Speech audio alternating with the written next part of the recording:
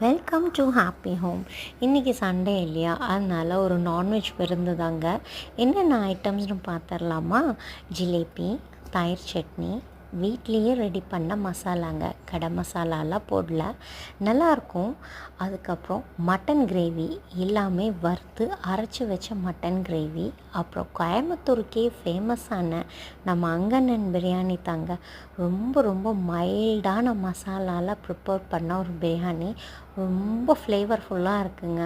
அதுக்கப்புறம் ஜீரணத்துக்காக white rice, ரசம், அதோட கொஞ்சம் ஜூஸ் வச்சு என்ஜாய் பண்ணுறோம் இன்றைக்கி சண்டேயை. எப்போவுமே நம்ம வெளியில் போய் சாப்பிட்றத விட என்றைக்காவது ஒரு நாள் இந்த மாதிரி நிறையா ஐட்டம்ஸ் வச்சு இலை நிறையா, மனசு நிறையா, வயிறு நிறையா உங்கள் குடும்பத்தோடு உட்காந்து சாப்பிட்டு என்ஜாய் பண்ணுங்கள். அப்புறம் என்ன, எப்பவும் போல தான். பாய்.